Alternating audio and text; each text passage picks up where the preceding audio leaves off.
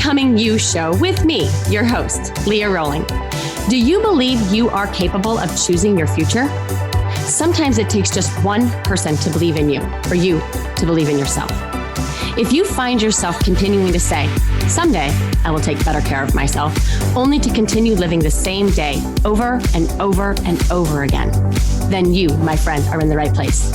I am your biggest cheerleader, inspiring you to become you on purpose and with intention. Are you ready to create a life you love? I'm excited to share with you some big ideas that you can use today to inspire, impact, and influence your life and everyone in it. The Becoming You show starts now.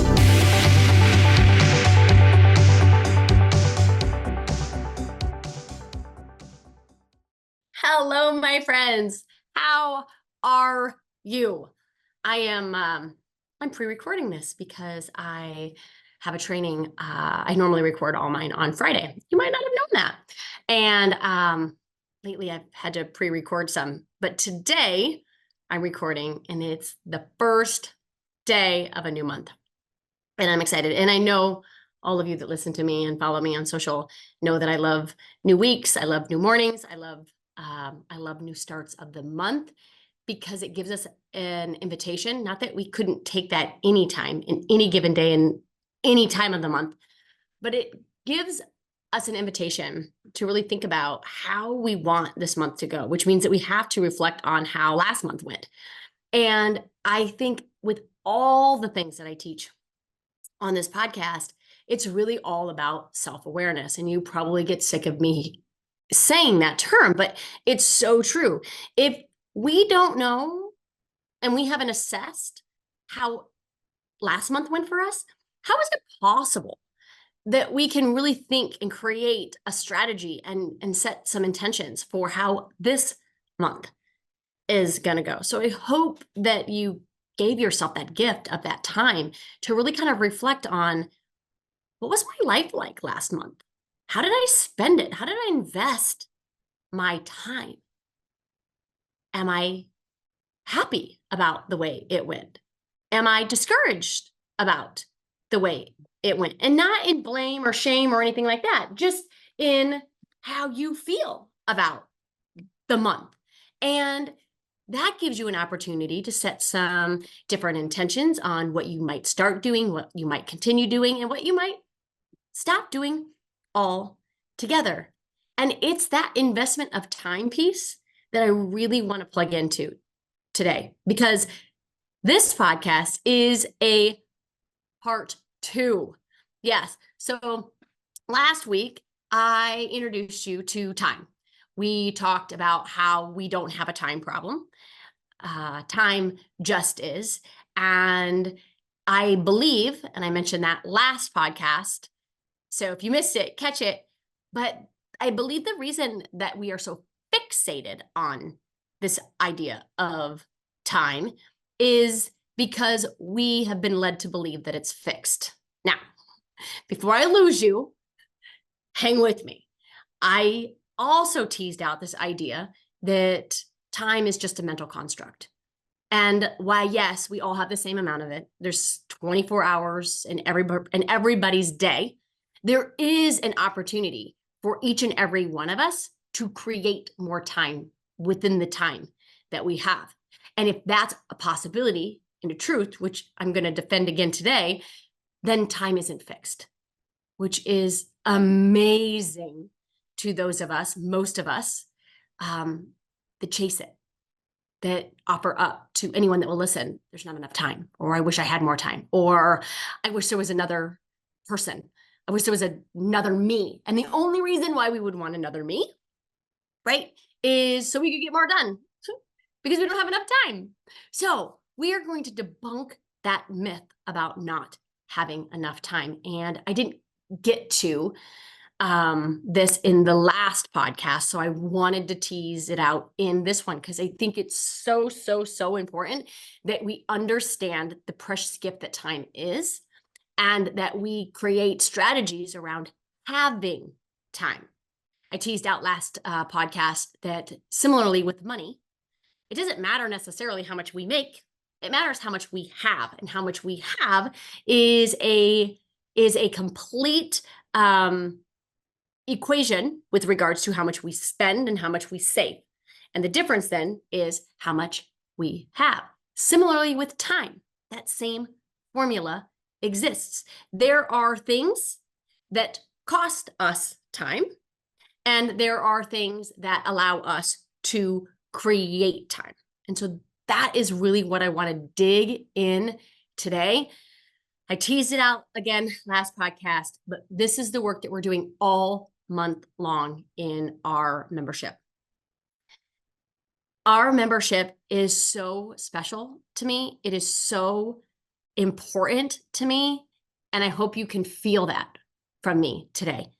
It is an ecosystem. It is a home. It is a place that we can have real conversations, that we can really dig deep about what we think about and how we feel about all of the things. It's a space that we can be vulnerable. It's a space that we can be authentic. It is a space that we can be unapologetic. It is a space that we can share the things that we're excited about in life, along with the worries and the concerns on our hearts. And I want to grow that membership. I want to grow that membership to thousands of people, because I truly believe that if we're not investing in a membership, in a coaching platform where you get to access tools of self-discovery, you get to access frameworks so that you can really learn how to self-coach yourself in literally any situation, that we aren't setting ourselves up for success. And not only is that saddening to me, but if you're not setting yourself up for success, you're not role modeling that for the people that rely on you. I know that if you're listening to this, you are somebody that is a role model. I know that you lead organizations, you lead movements, you lead families. And sometimes we forget that our own personal growth and our own personal development matters, because we're spending an enormous amount of energy building up and enrolling everybody else in their potential. This membership is about enrolling you in your potential. And I would be honored if you were in there with us. And if not this membership, get yourself into community, get yourself into a program, a mastermind, in the room with really elevated, abundant-minded, growth-minded thinkers. That tip alone would change your life. Okay, so that was my little plug for the membership. It would mean the world to me if you were in there, if you supported it, if you shared this message with all of the people that you love and live with and lead, because I think it's going to take all of us. It's going to take all of us to really tap in to these skills and capabilities so that we can really step into the very best of who it is that we are. So let's go back to time. Let's break this down. Let's break down the things that cost us time and the things that make us time. And then if we have time, no pun intended, we can navigate through the compounding nature of time. And if we don't get to the compounding nature of time, we will for sure do that in the membership. So I want to see you in there. Okay, so if we want to create more time in our life, it makes sense that there are areas that we want to focus on. I mentioned earlier about money, right? It doesn't matter how much money you make, it matters how much money you have. And so similarly with time, how much money you have is dependent upon how much money you spend, what costs you money, and how much money we make, right? How we make money, okay? And then we have the compound component, which makes money on money, okay? As I mentioned before, time is a mental construct, okay? When we think of time, and I'm going to say this again, because I think it's super important, because most of us are fixated on time, okay? But it isn't fixed, okay? So I want you to think about time in your life and how you experience certain hours of time. We experience it differently, okay? An hour spent navigating what I might call a quote unquote difficult conversation most likely feels different than doing something we love doing, right? I know when I'm watching one of my favorite episodes of my favorite Netflix show, at the end, I'm like, oh my gosh, that went so fast. Like, are we sure we watched the whole thing? I know that's how they get you, but it was the same. It was the same 45 minutes. Okay. The way I experienced that time was different. Okay. So when we think about time, it is going to become really clear as to whether time is something that we spend or something that we create. Okay. Something that is never enough or something that is more than enough. Something that we waste, something that is costly, or something that we invest. Okay.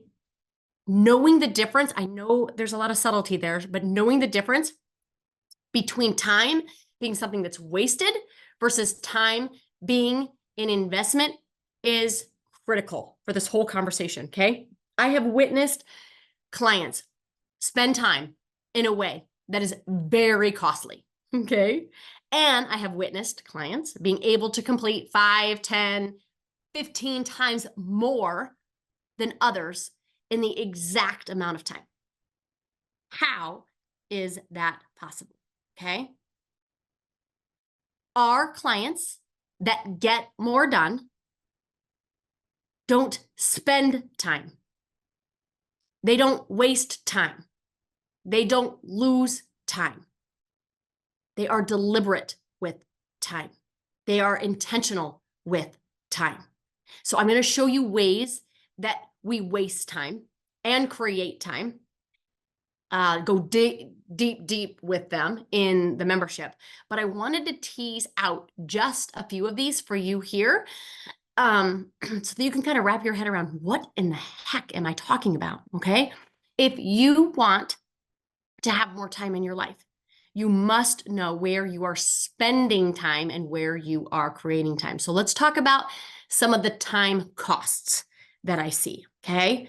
So I'm going to rattle some of these off, and then I'm going to go deep into a few of them. But I truly believe that if you can identify which of these, even if it's just 1, 2, or 3 of them, which one of these is costing you time, and you create strategies in your life to minimize them. And then when we talk about creating time, you create strategies in your life to maximize them. Guess what? The differentiator is you having more time. So time costs. People pleasing is a huge one. Okay. Doubt, confusion. How much time do we waste in being confused by what to do? Or even there is a term, they call it decision fatigue, that creates and takes a tremendous amount of not only time, but money. Worrying, okay? Worrying takes up time. I mentioned this before. Indecision takes up time. Judgment, comparison, complaint, rumination, all of those, they're kind of cousins of worry, but they're all different.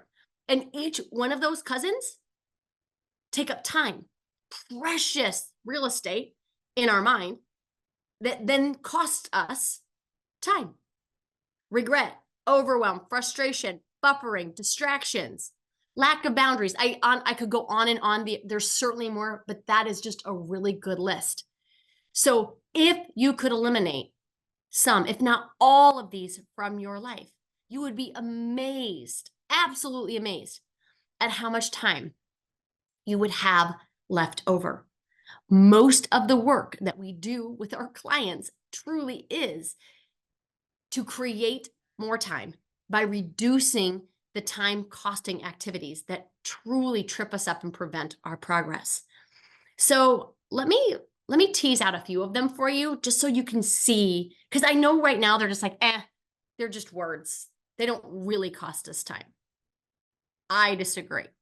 Let's take 2. Let's do people pleasing and let's do buffering. I like those 2 because I have had to create tremendous amount of strategies to solve for those 2. So people pleasers. How many things do you say yes to when no as a complete sentence would be appropriate? Maybe not in your mind, but I'm telling you, I'm giving you permission that it would. All of those things that you're yesing, are costing you time. Every single thing that you say yes to against your will is costing you precious, precious time. Whenever you are raising your hand to either do something you don't feel like doing or not doing something that you actually would want to do, creates not just the time that's lost spent doing the thing, but in the heartache and the mental fatigue that is required for you to wrap your head around doing that thing and doing it with a good attitude, because God forbid you do something that you don't want to do and then come with a bad attitude about it, because that's not people pleasing. That's not being somebody that would be coined or deemed likable. So we waste a tremendous amount of emotional energy around that likability piece. Whereas if you just decided right now, today, that your likability had zero to do with you, and you just decided to like you would not need anyone to like you. That is going to speed up your progress in your life. Just that one thing will completely speed up the progress in your life, because then you don't need to have 1,000 different conversations on why it is that you did what you didn't want to do, or why it is that you didn't do what you wanted to do. And that all those conversations take time. Add it up. Okay. Buffering is escaping by doing, typically, overdoing, typically, so that you can avoid what I call a negative emotion. Okay. So we buffer in all sorts of different ways. We overeat, we overdrink, we overshop, we overdo, we overscroll, we over Netflix. What's so interesting about this is that on average, Americans spend between 1 and 2 hours just on social media a day. Now, that doesn't seem like a lot, okay? But again, that's just social media. That's not all of the other bufferings, right? That's not us shopping on Amazon, okay? It's not us swiping on Instagram. Like, how did you shop for that? I just swiped up, right? That's what my girlfriend said. I'm like, where'd you get that? She's like, I swiped up. That's not including any of that, just social media, okay? If you extrapolate that 1 hour out for the week, and then 2 weeks, and then the month, and then the entire year, that is where I get month 13. When I extend to you that there's another month 13 for you, it's just in that piece alone. What could you do with another month? What could you do? What could you make more money if that's what you want to accomplish in your life? Do you want to have more experiences by way of travel and concerts and quality time with your kids and your husband or your wife? You want to have more team meetings? You want to do more self-care? You want to start a new hobby? Like, all of those things would be available to you if you limited any one of your buffers. That was just one. Think about if you eliminated many, you'd have a month 14, a month 15. No joke. The math doesn't lie. They all add up. Think about games on your phone. How much time do you spend just playing your game on your phone? And I'm not against buffers altogether. They're not all inherently bad, right? I think buffers can be a very a retreat, if you will, from life if you need.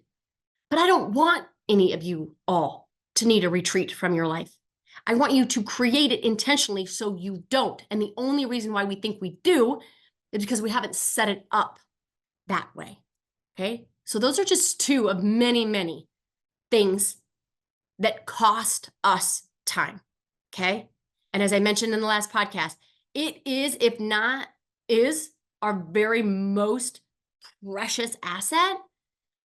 And to the extent that we invest in it and create some intentionality around it, that's a big word, will determine, I truly believe, the quality and the capacity of the life that we get to live. So that's all the things that we do that cost us time. Let's talk about the things that we do that creates time, okay?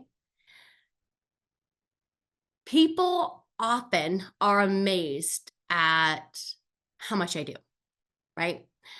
I get asked a lot, like, when do you sleep? How do you get so much done? And I'm not saying this to brag. I'm not. I've just I've just had to put together strategies because I understand. I understand this fixation on time. I understand the fact that there are opportunities to create more within the time that we have. And so I've just been a student of this work. I've been a very studious student of this work. And this is what I want for all of my clients. Why? Because I believe that what we want more than anything, right, is freedom. Freedom to do what we want with who we want, whenever we want, for as long as we want. And do you know what that requires? Time. Time. If we were to give you an extra month of time back in your life, would you feel a little lighter? Would you feel a little less rushed? Would you feel a little less panicked? Would you be able to create time, make more, dream more? Or would you just continue to spend it? What's so interesting about money is people think that once they make more money, they will have more money. But what happens, research is clear on this, is they don't. They don't save more money, they just spend more. They spend to the equivalent that they make. And that what that equates to is a formula of not having more. Okay? So I really want us to get really intentional about not only reducing the things, reducing our spending on time, but in creating habits that will allow us to have more time within the time that we have. Okay. So what are the things that I do to create time? Okay. One's the opposite of the people pleasing one that I gave you.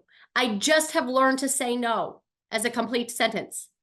That has been so huge for me because I used to over yes everything. And now I defend it. And now I defend it because I know how important this is.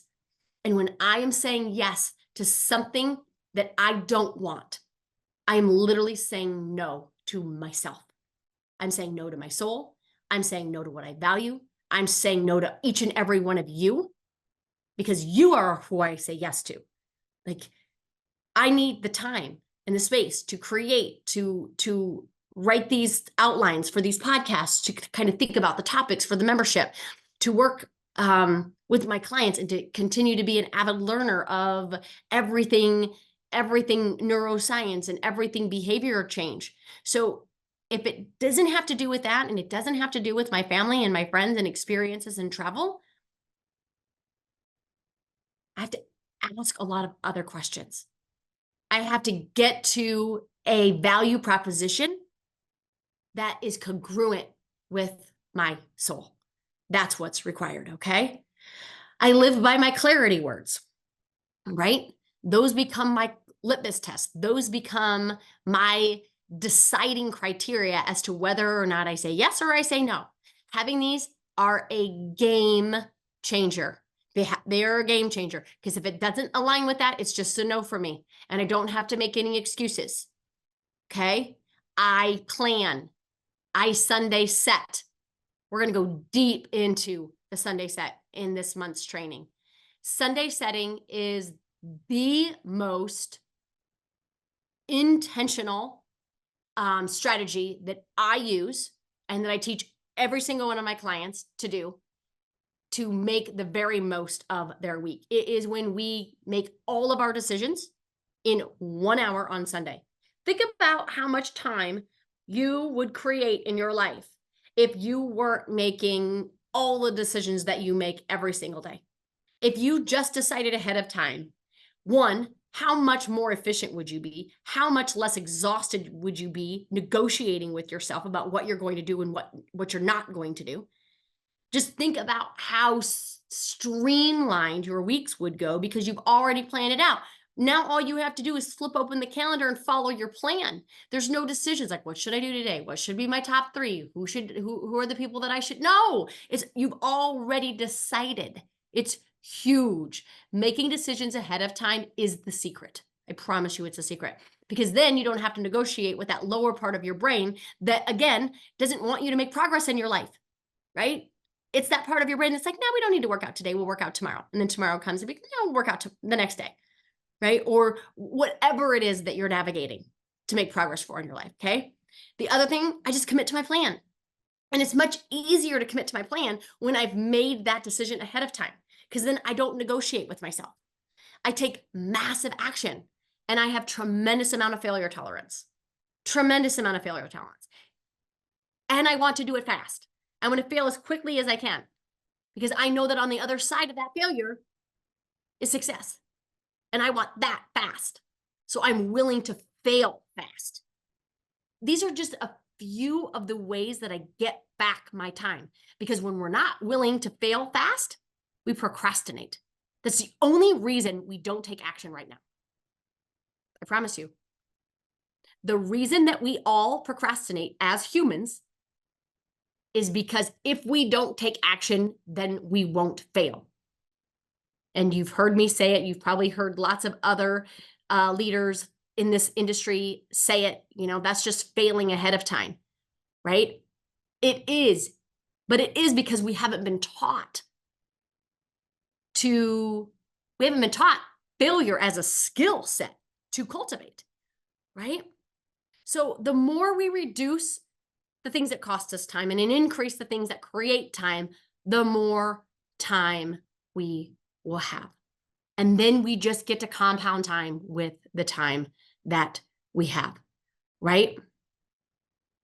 I really want us to tap into, at least this month, to time, to change our relationship with it, because we're not very nice to it, to embrace time as the gift that it is, to get our priorities set so that we can manage ourselves around time instead of being fixated on time because we have been conditioned to believe it's fixed when it is not. If you could believe that time was not fixed and that you could create an abundance of time, how would that change your relationship with it? How would that change your relationship with the things you do and your intentionality within it? That is the question. I hope that you will join us this month. I really, really do. And other than that, I hope that you will honor you and honor your time, because it matters, because you within it matters. All right, my beautiful friends. Love you so much, and I will see you next time. Take care. Bye-bye. You have been listening to the Becoming You show with me, your host, Leah Rowling, where I share big ideas to inspire, impact, and influence your life. Tune in every Friday at 11 Central on transformationtalkradio.com for your morning cup of coffee, the hug you never want to end, and that inspirational message that you felt was written just for you. Each show is inspiring you to become you with purpose and intention. For more information or to connect with me, visit www.leahrowling.com.